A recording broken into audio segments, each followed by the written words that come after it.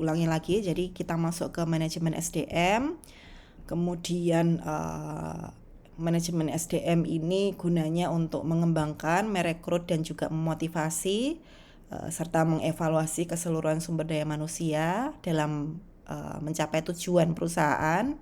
Kemudian tujuan dalam manajemen SDM ini terdiri dari 4 area, yaitu adalah tujuan organisasional, kemudian juga ada tujuan fungsional, tujuan kemasyarakatan, dan juga tujuan personal. Nah, untuk tujuan organisasional itu adalah memastikan bahwa manajemen sumber daya manusia itu berkontribusi pada efektivitas organisasi. Jadi tujuan organisasional itu adalah jadi bagian SDM itu membantu para manajer untuk mencapai tujuan-tujuan organisasi. Jadi manajemen SDM ini gimana caranya agar visi misi dari organisasi atau visi misi dari tempat kalian bekerja, institusi apapun itu, atau perusahaan yang kalian bangun atau perusahaan tempat kalian bekerja atau industri tempat kalian bekerja itu bisa tercapai gitu ya visi misinya gitu ya. Jadi dengan mengetahui atau dengan mempelajari ilmu manajemen SDM ini bisa membantu para manajer yang duduk di institusi kalian itu untuk menyusun suatu atau mewujudkan dari visi yang sudah ada menjadi suatu goal atau menjadi suatu tujuan yang ingin diraih, misalnya keberhasilan-keberhasilan di institusi tersebut. Kemudian ada juga tujuan fungsional. Nah, tujuan fungsional itu gunanya adalah menjaga kontribusi bagian sumber daya manusia dalam tingkat yang layak bagi kebutuhan-kebutuhan organisasi. Jadi maksudnya adalah sumber-sumber daya itu akan terbuang percuma jika manajemen SDM-nya itu tidak direncanakan secara optimal sesuai dengan kebutuhan organisasi. Jadi gimana caranya agar SDM ini bisa berfungsi dengan baik ya, namanya juga fungsional ya. Jadi berfungsi dengan baik dalam rangka memenuhi apa yang menjadi kebutuhan organisasi atau perusahaan atau industri atau rumah sakit atau institusi tempat kalian bekerja atau institusi tempat kalian mewujudkan mimpi kalian di situ gitu, atau mewujudkan karir kalian di situ. Kemudian untuk tujuan kemasyarakatan, jadi manajemen SDM itu juga mempunyai tujuan kemasyarakatan. Jadi kenapa kok SDM-nya itu harus di-manage supaya apa? Supaya SDM itu bisa bersikap etis dan juga bisa mempunyai tanggung jawab sosial terhadap kebutuhan-kebutuhan apa dan tantangan-tantangan yang ada di masyarakat, dan sembari meminimalkan dampak negatif tuntutan-tuntutan tersebut bagi organisasi gitu ya. Jadi misalnya kalian ketika bekerja misalnya menjadi manajer SDM di rumah sakit begitu ya. Nah, kalian harus bisa memanage staff-staff kalian yang terdiri dari entah itu apoteker atau asisten apoteker. Nah, itu gimana caranya kalian itu memanage staff-staff atau bawahan kalian untuk bisa mempunyai tanggung jawab moral gitu atau tanggung jawab sosial yang tujuannya itu untuk memakmurkan atau mensejahterakan atau memunculkan kepuasan untuk masyarakat gitu. Misalnya ketika ada pelayanan yang kurang baik misalnya di institusi rumah sakit kalian misalnya, kemudian pasien kecewa, ini gimana sih kok tadi saya minta kopi resep gitu tapi kok tidak boleh, nah gitu. Jadi itu kan merugikan pasien, padahal seharusnya rumah sakit atau apotek di rumah sakit itu berhak memberikan kopi resep gitu ya bagi pasiennya kalau pasien ingin menebus di luar gitu. Nah, ternyata keluhan-keluhan itu tadi ketika tidak di manage dengan baik gitu, misalnya staf kalian tidak memanage itu dengan baik, maka nanti masyarakat akan kecewa gitu, atau pasien akan kecewa, kemudian dia menyebarkan dari mulut ke mulut bahwa rumah sakit ini tuh tidak kooperatif, terutama bagian apotekernya atau bagian apoteknya. Nah, nanti akan menyebar kemana-mana dan menimbulkan dampak negatif gitu bagi rumah sakit tersebut. Nah, hal-hal kecil seperti ini menjadi tujuan kemasyarakatan dari manajemen sumber daya manusia. Jadi bagaimana ketika kalian nanti menjadi pimpinan di suatu institusi, terutama instalasi farmasinya, dengan menggunakan manajemen SDM yang baik, gimana caranya meng-create suatu sistem agar tidak terjadi hal-hal yang demikian, sehingga pasien yang kalian layani itu nantinya puas dalam segala aspek gitu ya. Kemudian juga ada tujuan personal. Jadi gunanya manajemen SDM ini untuk memanage, jadi membantu para karyawan mencapai tujuan-tujuan pribadi mereka. Nah, tapi sejauh tujuan tersebut mendorong kontribusi individual bagi organisasi. Jadi tujuan personal para karyawan itu akan tercapai jika para karyawan itu bisa dipelihara, dipertahankan, dan juga dimotivasi. Nah, kalau misalnya tidak bisa diakomodir gitu keinginan-keinginan pribadi yang juga bisa mendorong kemajuan organisasi atau institusinya, maka karyawan itu nantinya bisa meninggalkan organisasi. Jadi misalnya kalian nanti menjadi seorang kepala instalasi farmasi gitu. Ada satu staf kalian, misalnya apoteker di bawah kalian, yang kalian bawahi gitu, ingin mewujudkan cita-cita pribadinya, misalnya studi lanjut ke luar negeri atau mengikuti course ke luar negeri tentang bagaimana memprevensi resistensi antibiotik gitu yang terjadi di rumah sakit tersebut gitu ya. Jadi dia itu ada keinginan pribadi seperti itu. Nah, selama keinginan pribadinya itu memang bertujuan untuk mewujudkan cita-cita pribadinya secara personal dan juga berpotensi untuk meningkatkan atau berkontribusi terhadap kemajuan institusinya, yaitu tidak masalah gitu. Nah, dengan kalian menciptakan suatu sistem dan kebijakan yang bisa mensupport keinginan pribadi keinginan pribadi karyawan di bawah kalian, tetapi juga memajukan institusi, yaitu tidak masalah gitu. Itu seharusnya menjadi faktor yang perlu didukung, menjadi sesuatu hal yang perlu didukung oleh kalian. Jadi gimana caranya kalian menciptakan kebijakan manajemen SDM yang membuat institusi dan juga stafnya bertumbuh sama-sama.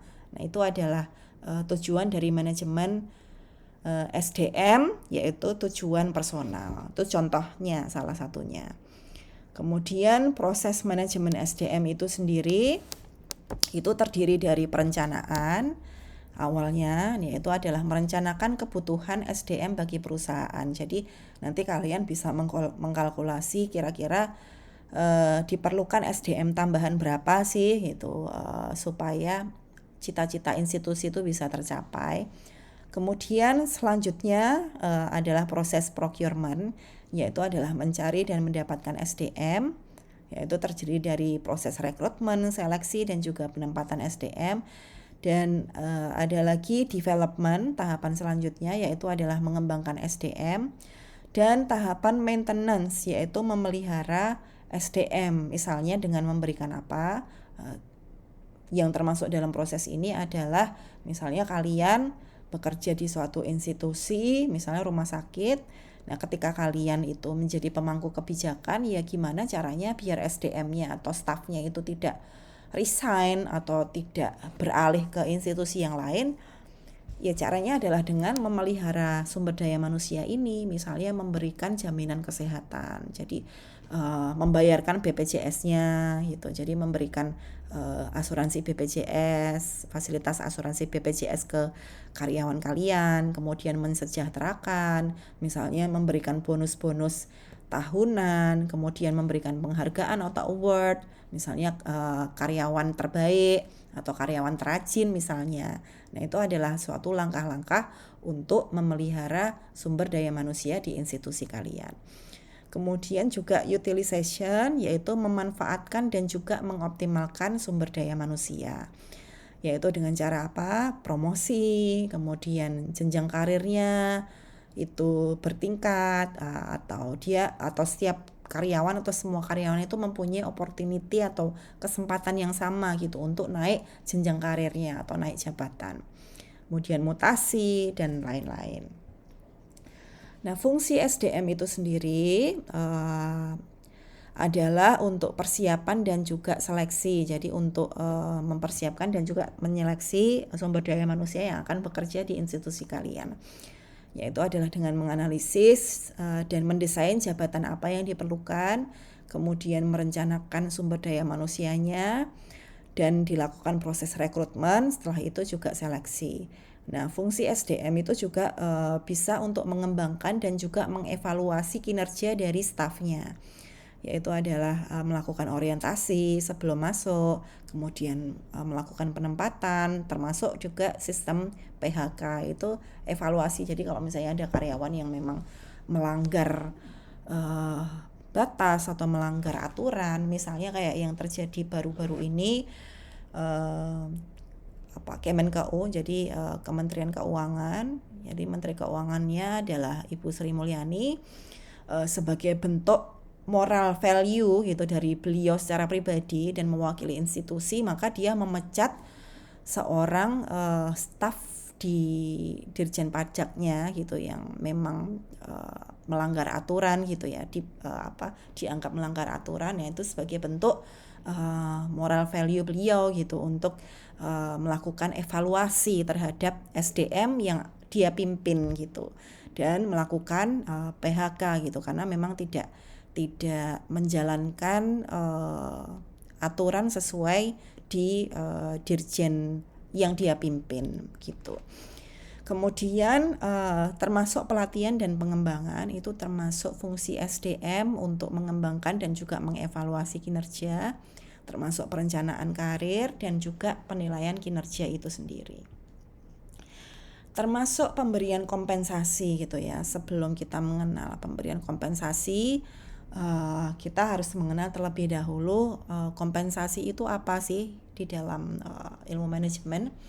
Jadi kompensasi itu adalah segala sesuatu yang diterima para karyawan sebagai balas jasa untuk kerja mereka. Jadi kompensasi ini penting gitu ya bagi individu karena besarnya itu mencerminkan ukuran nilai karya mereka di antara karyawan, keluarga, dan masyarakat. Jadi kompensasi itu misalnya adalah ini, ada karyawan yang berprestasi yang dia jarang cuti gitu ya, kemudian juga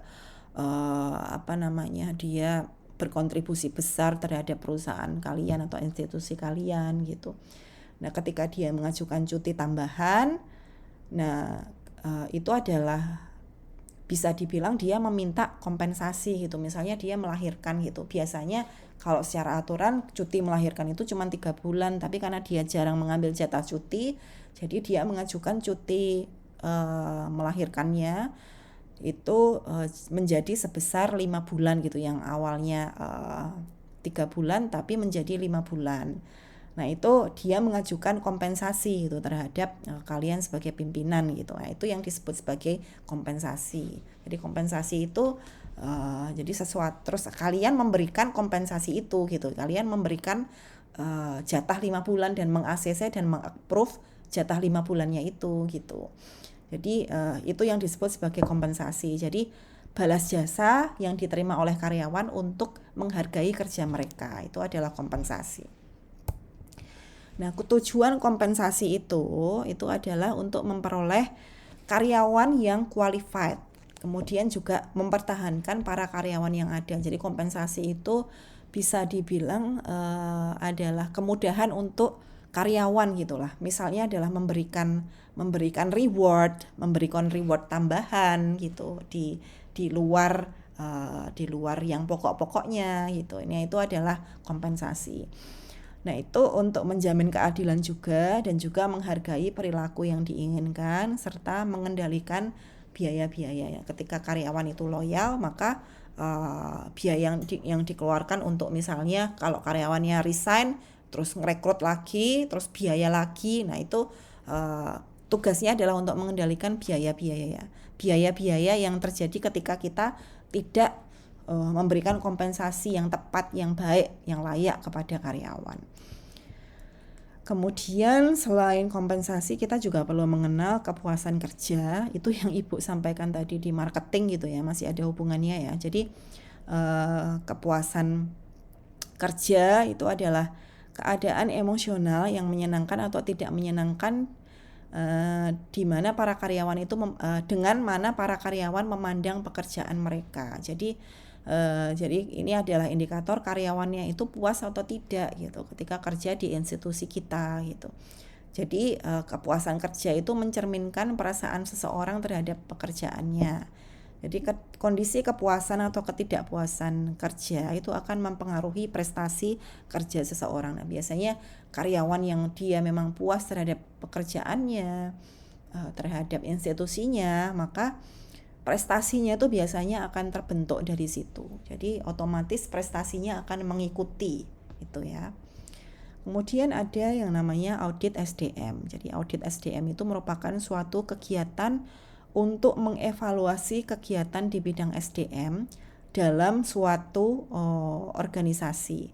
Dan tujuan audit SDM ini adalah untuk menilai efektivitas kegiatan yang selama ini berlangsung atau kemungkinan aspek-aspek yang dapat diperbaiki beserta rekomendasi pelaksanaan perbaikannya itu seperti apa. Jadi audit SDM itu ya mengevaluasi kegiatan SDM-nya gitu. Kalau misalnya ada yang tepat ya diapresiasi, kalau ada yang kurang tepat ya diperbaiki. Nah, mungkin itu saja adik-adik sekalian tentang manajemen SDM, singkat saja gitu ya. Untuk selanjutnya mungkin kalian bisa belajar secara mandiri dari sesuatu yang informal di luar sana gitu ya tentang manajemen SDM. Oke, mungkin sejauh ini ada yang mau